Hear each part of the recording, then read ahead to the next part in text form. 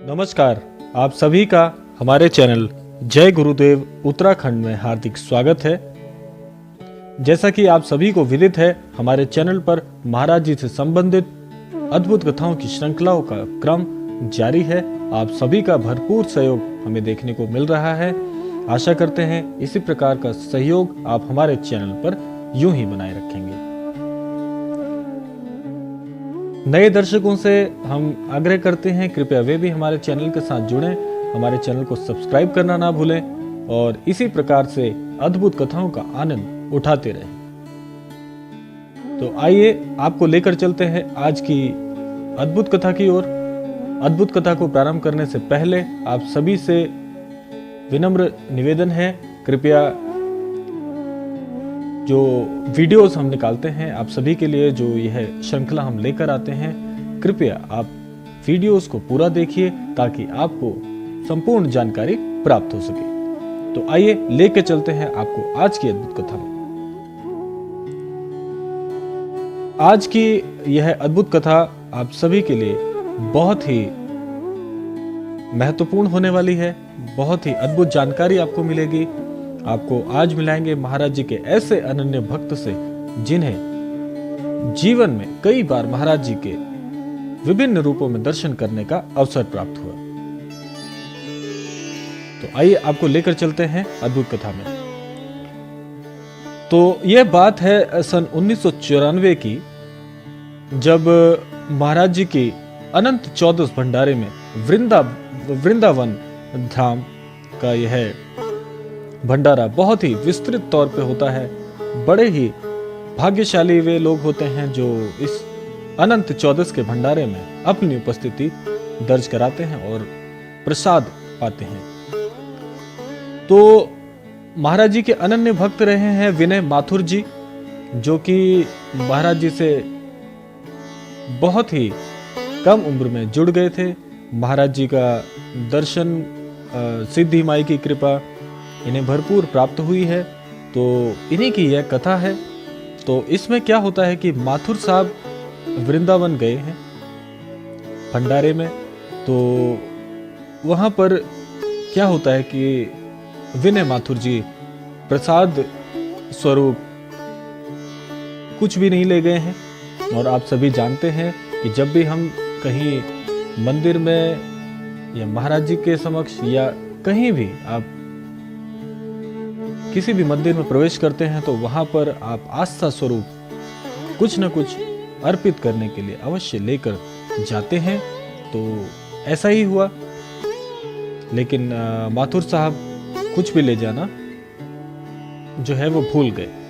और ऐसा माथुर साहब ने बताया है कि सिद्धि माई से उनकी जब भेंट हुई थी तो सिद्धि माई के द्वारा उन्हें बताया गया था कि जब भी आप किसी मंदिर में दर्शन करने जाएं तो अवश्य कुछ ना कुछ भेंट स्वरूप ले जाना अवश्य चाहिए। तो इसी प्रकार अब उन्हें यह भी स्मरण हो रहा था कि माई ने भी कहा है और मैं तो कुछ ले ही नहीं गया। तो ऐसा कश्मकश का माहौल उस वक्त था। तो ऐसे में क्या हुआ कि जब ऐसा सोच ही रहे थे तो एक छोटा सा बच्चा माथुर साहब के पास आया और बोला, अंकल जी आपको एक बाबा बुला रहे हैं। तो जैसा इस प्रकार बच्चे ने कहा तो माथुर साहब बाबा की तरफ चले गए, जो कि एक बुजुर्ग आदमी के स्वरूप में थे। स्वाभाविक सी बात है। तो माथुर साहब ने उनके चरण स्पर्श करके आशीर्वाद लिया और इसी तरह फिर बाबा जी पूछने लगे कि आप कौन हो, कहाँ से आए हो दर्शन के लिए, और इस प्रकार वे बातें करने लगे।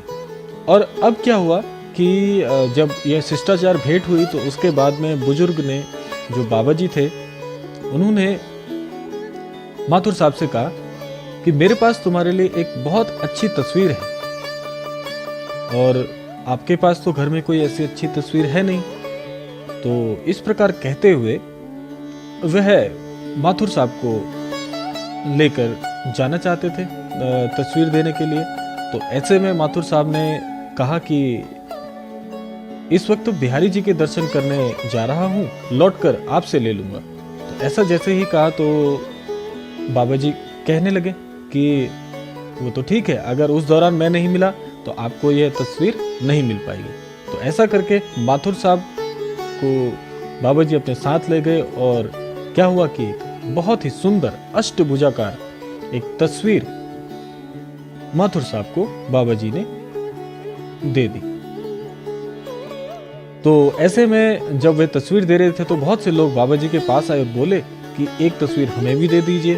तब उन बुजुर्ग बाबा ने कहा कि इनके घर में मंदिर है, इसलिए इनको तस्वीर दे रहा हूँ, यह तुमको नहीं मिल पाएगी। तो माथुर साहब ने तस्वीर लेकर अपने माथे से लगाई और क्योंकि एक अनजान बुजुर्ग ने एक बहुत ही अच्छी एक तस्वीर जब दी है तो आस्था तो बन ही जाती है।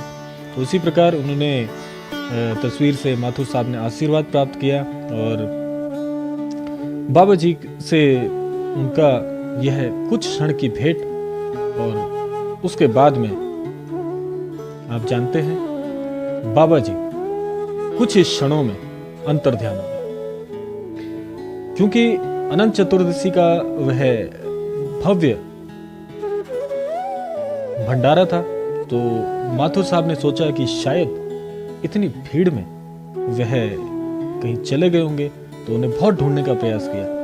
तो लेकिन आप समझते हैं कि बाबा जी नहीं मिले। तो जैसे ही जब ढूंढने के बाद में उन्होंने कुछ सोचा कि शायद खो गए होंगे, तो अचानक से उनके मन में इस प्रकार का ख्याल आया कि ये बाबा जी कौन थे।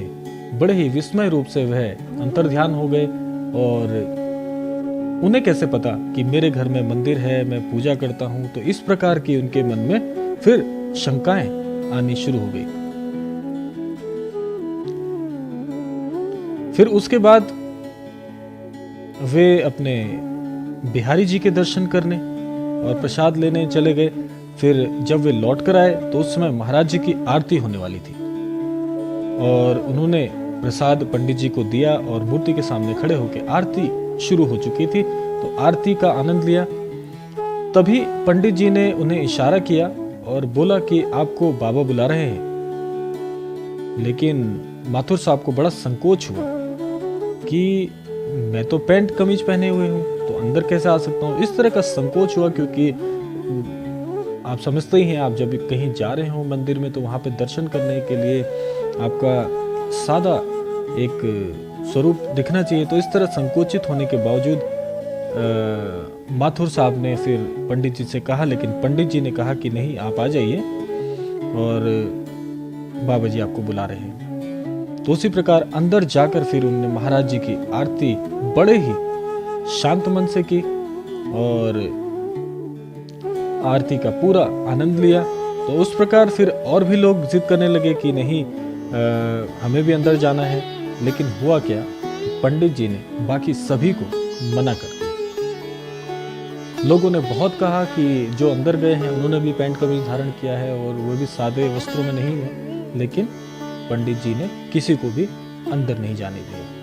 तो इस प्रकार माथुर साहब को बहुत ही अच्छी प्रकार से एक मन को सार्थकतापूर्ण तरीके से आरती का आनंद लिया। और जब तक वे समझ पाते कि वे बुजुर्ग कौन थे, इस तरह का कश्मकश बना। और बाद में माथुर साहब आगे कहते हैं कि फिर उन्हें यह ध्यान आया जब बाबा जी के बारे में उन्होंने थोड़ी सी विस्तृत जानकारी सुनी अन्य माध्यमों से, तो उन्हें पता चला कि महाराज जी इसी प्रकार से विस्मयादि रूपक से दर्शन अपने भक्तों को देते आए हैं। तो आप समझ गए होंगे कि वे बाबा जी कोई और नहीं, हमारे श्रद्धेय श्री नीव करौरी महाराज जी थे। तो इस प्रकार विनय माथुर जी से जो चर्चा हुई, तो उनके यह संस्मरण मैंने आपको इस कथा के स्वरूप में सुनाया। आप सबको यह कथा कैसी लगी अवश्य कमेंट में लिखिएगा।